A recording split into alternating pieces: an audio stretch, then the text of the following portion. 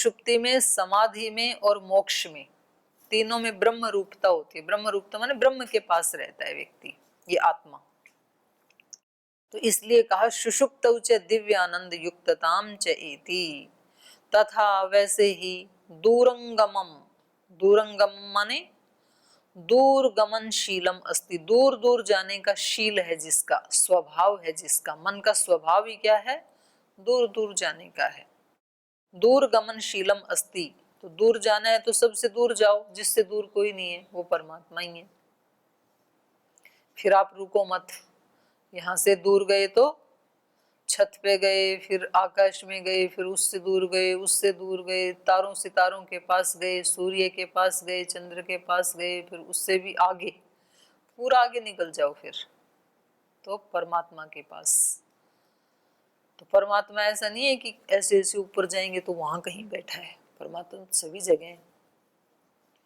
तो सभी जगह में भी दूर से दूर वो जहां तक हो सकता है वहां तक हमारा मन जाए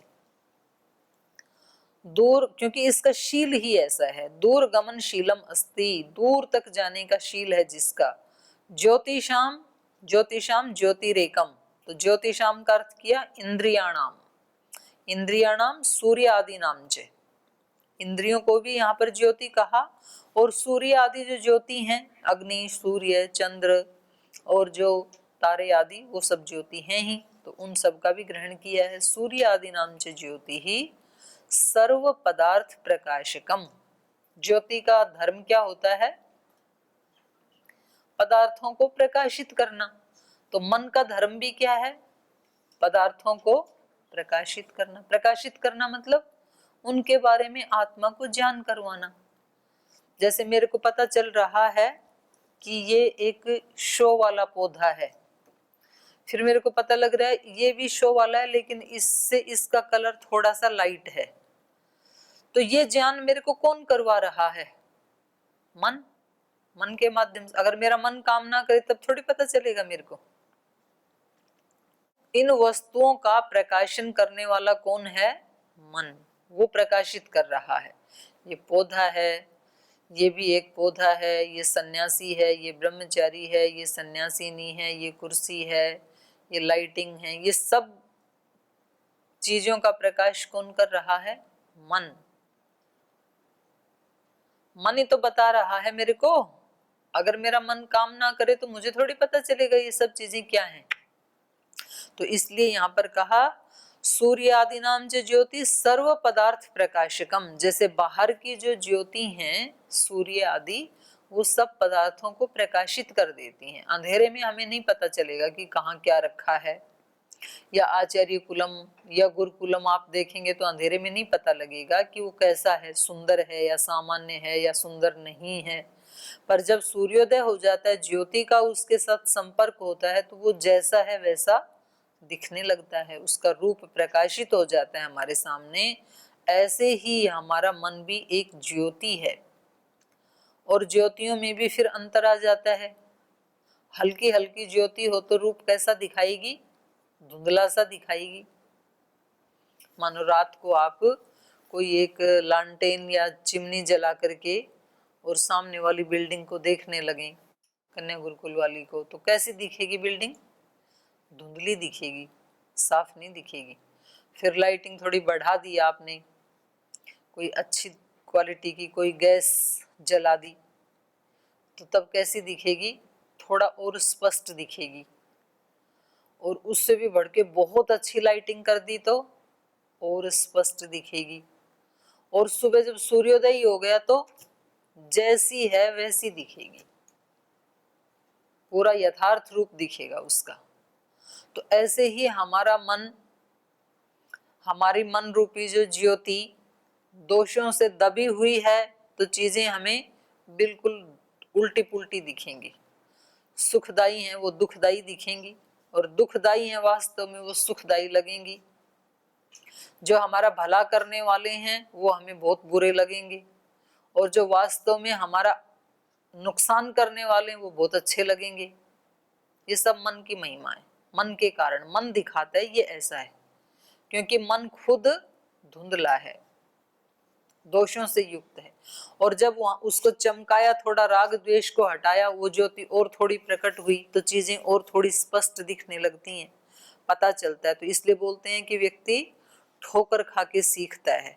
तो ये कहाँ लगी ठोकर और किसने सिखाया? मन ने सिखाया कि जिस चीज को मैंने अच्छा समझा था अपने लिए वो तो मेरे को दुखदाई निकली मेरे लिए। तो ये तो बहुत बाद में पता चलता है, और जब बाद में पता चलता है तो फिर राग टूट जाता है। पहले तो राग के कारण अच्छा लग रहा था, अब राग टूट गया तो और थोड़ी चीजें स्पष्ट दिखाई देती हैं। फिर राग द्वेष टूटने के साथ साथ थोड़ा ज्ञान भी हो जाए व्यक्ति को तो मन और ज्यादा प्रकाशित हो गया तो उसको चीजें और ज्यादा अच्छी दिखाई देंगी। और फिर ज्ञान बढ़ते बढ़ते विवेक ख्याति को प्राप्त हो जाए। विवेक का मतलब क्या है?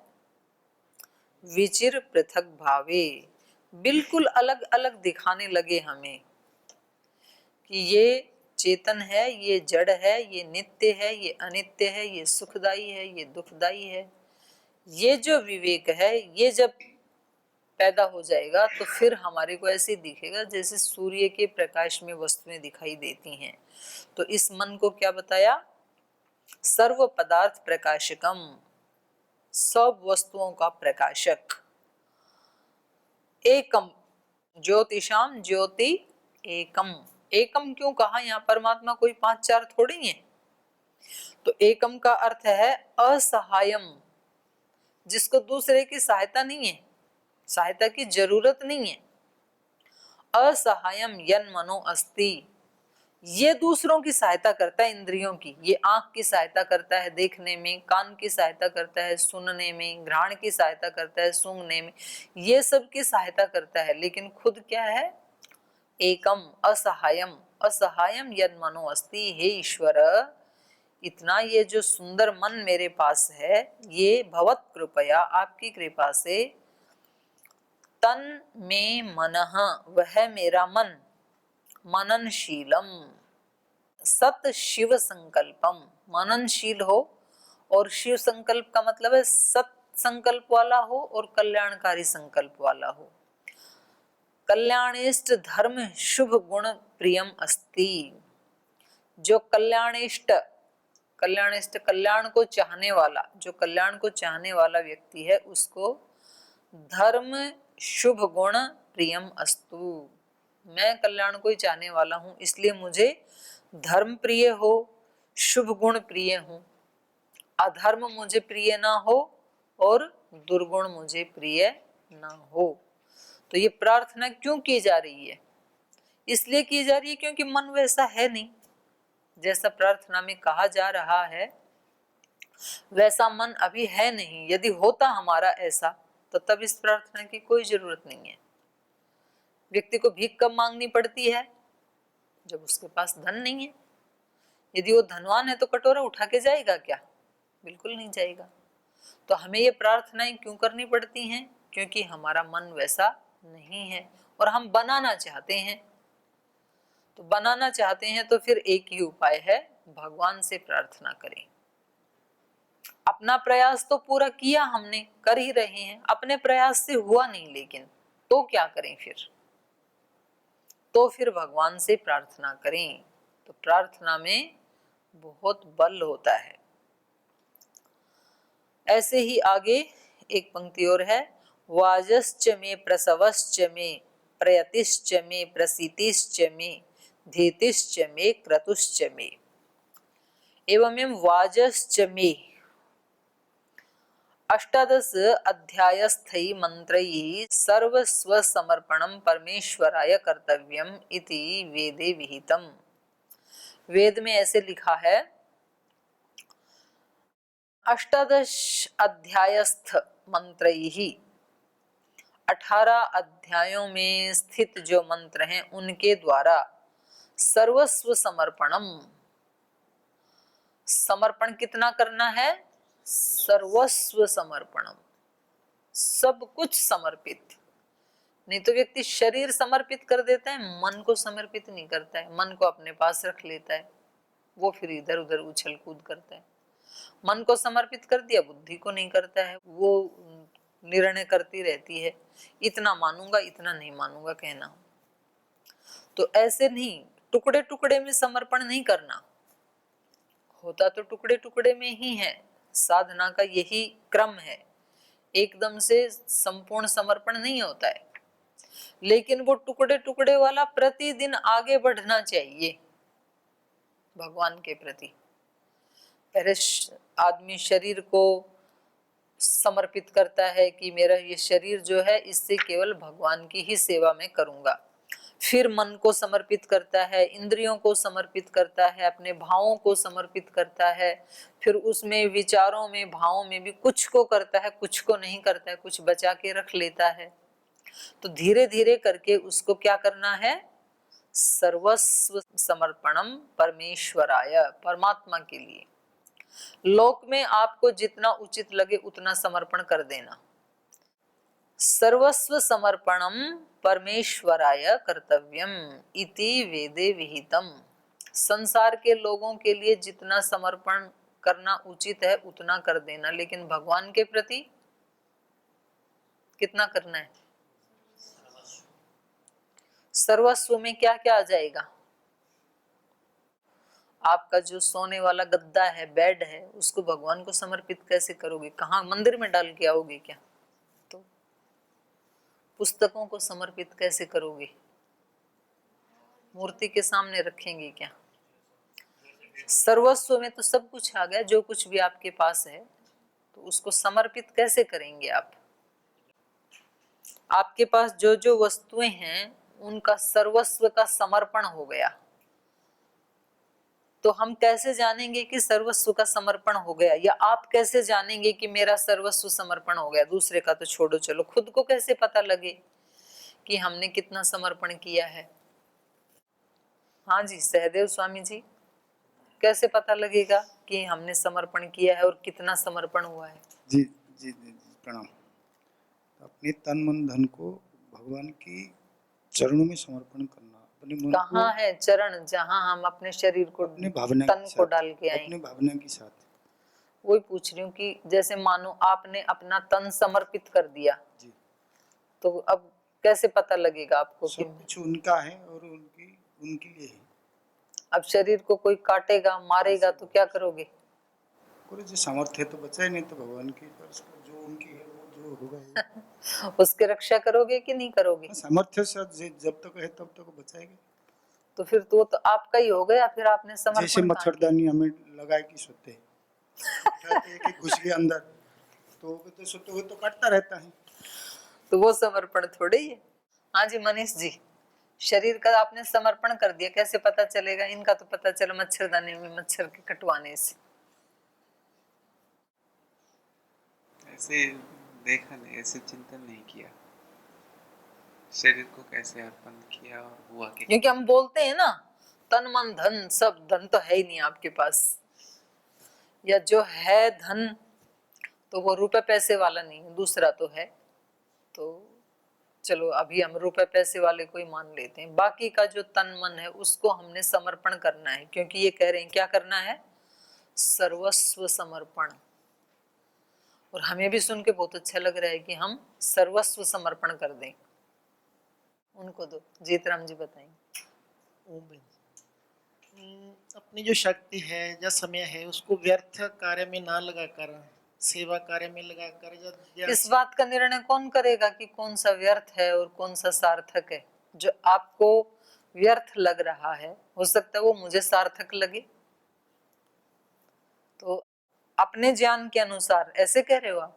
अपने भी और बड़ों के भी, जैसे अपना जानते हैं, मतलब रूम में सोएंगे तो आनंद आएगा, बड़े तो बोलेंगे तो गलत है, परमादा भी आलसारे, इसमें रोग पैदा होंगे, फिर उसको हम समझेंगे भी ये तो व्यर्थ समय घुमा रहे हैं हम रूम में सोकर, तो उसको अन्य कार्य में लगा दें, सेवा कार्य में।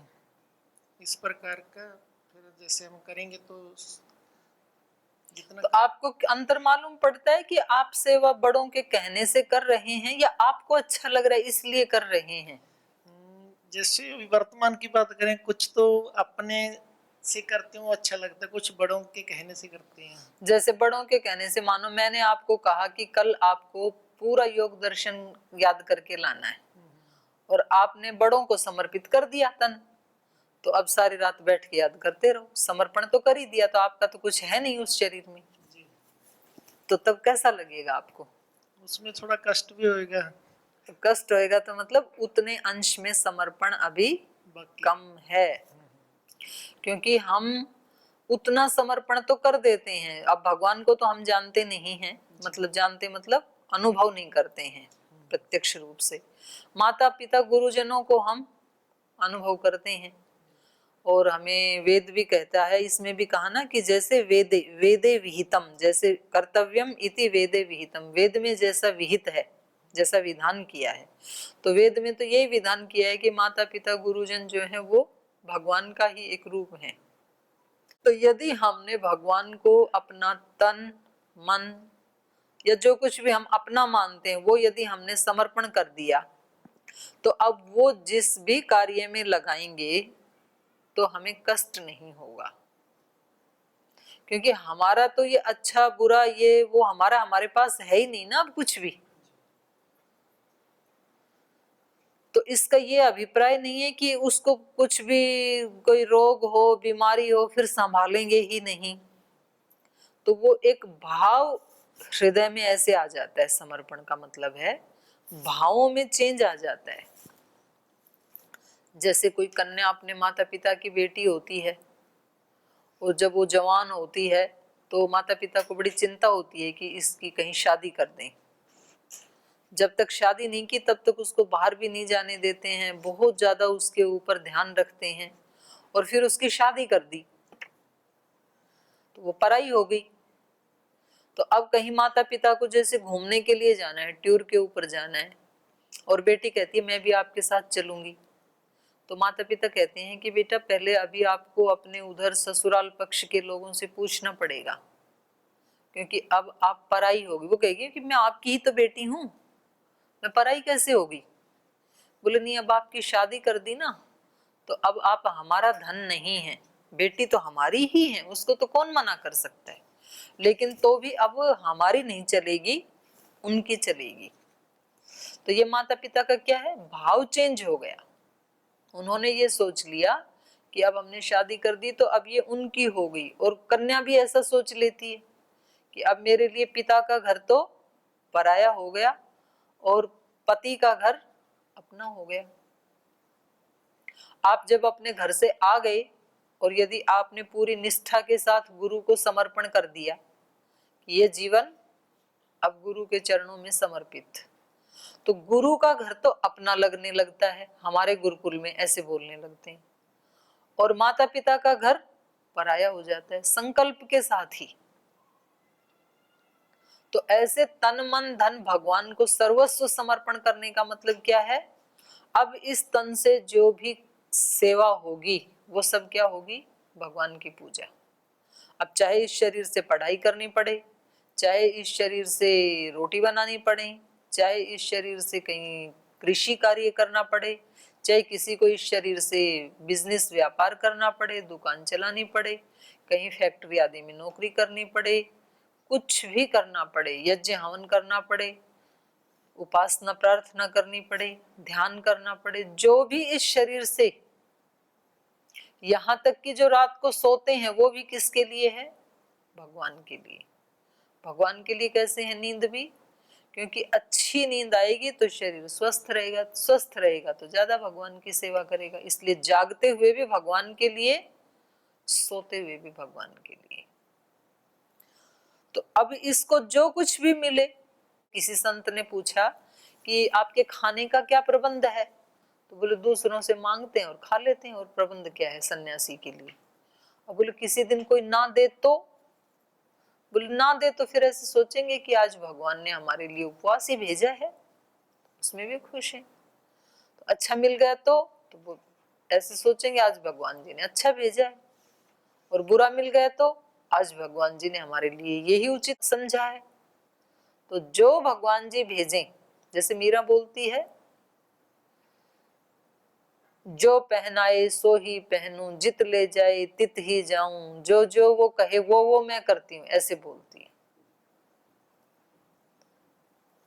तो इसको कहा है सर्वस्व समर्पण। ऐसे ही फिर मन, तो फिर वो मन जो है ना वो बीच में हस्तक्षेप नहीं करेगा कि इतना तो हम मानेंगे, ये नहीं माना जा सकता। तो फिर मन को बताना पड़ेगा कि आपका अपने ऊपर कोई आधिपत्य नहीं है, आप बिक चुके हो, आप किसी दूसरे के हो चुके हो। किसके हो चुके हो?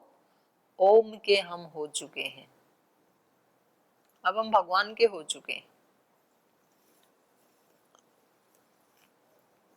तो भवत कृपया, आपकी कृपा से, तन्मे मननशीलम सत्शिव संकल्पम कल्याणेष्ट धर्म शुभ गुण प्रियमस्तु एवमेव वाजश्च मे इति 18 अध्यायों में स्थित जो मंत्र हैं उनके द्वारा सर्वस्व समर्पणम, सब कुछ का समर्पण परमेश्वराय कर्तव्यम इति वेदे विहितम, सब कुछ परमेश्वर के लिए ही समर्पित कर देना चाहिए। सर्वस्व समर्पणम परमेश्वराय कर्तव्यम, परमेश्वर के लिए ही सर्व समर्पण करना चाहिए, किसी मनुष्य के लिए नहीं।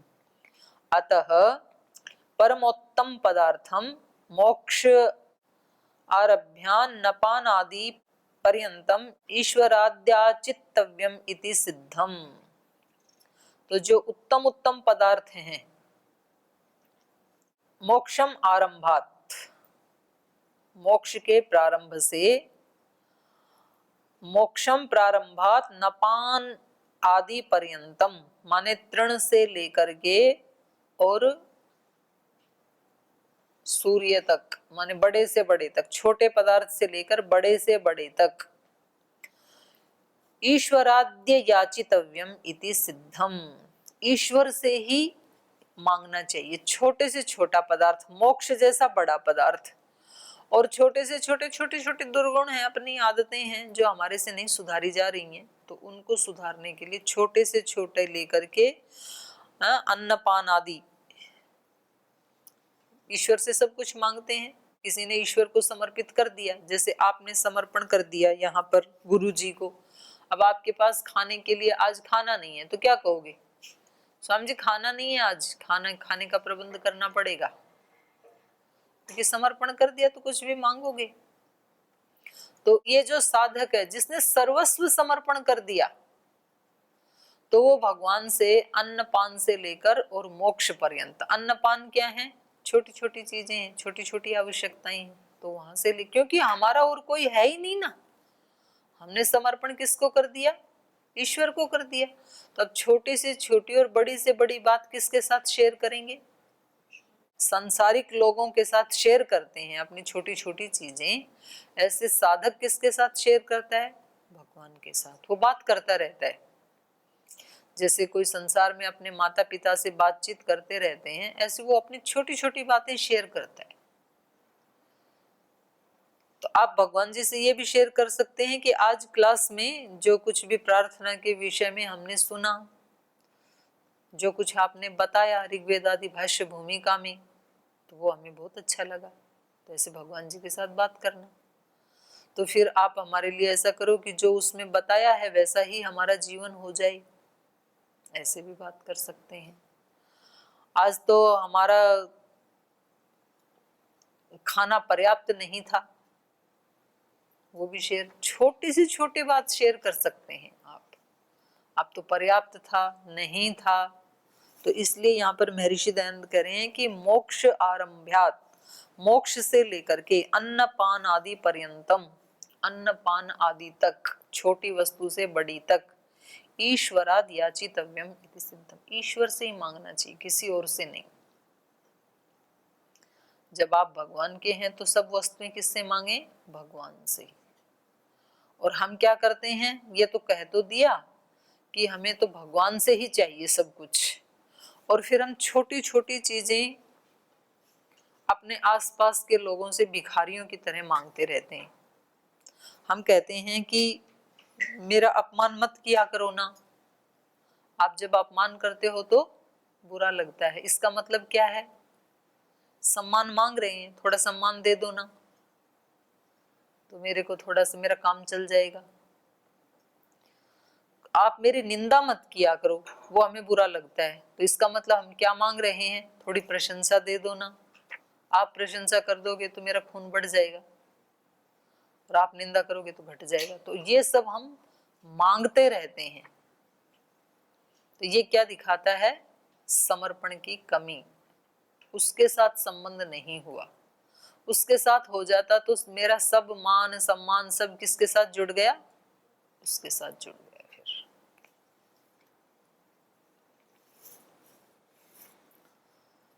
तो ये हमने 5 मंत्र तक प्रार्थना का विषय पढ़ा।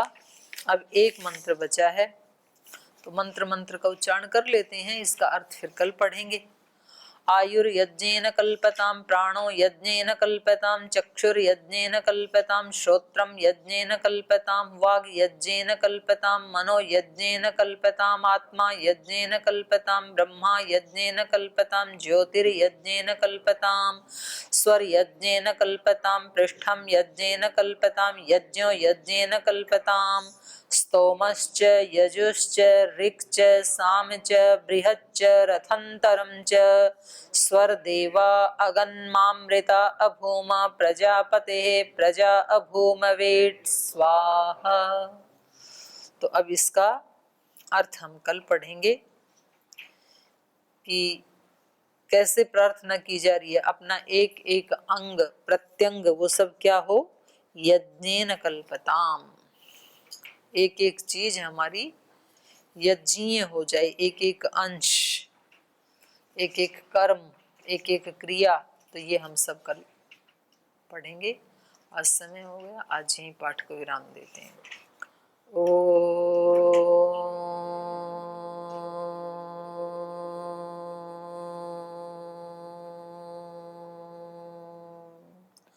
शांति शांति शांति।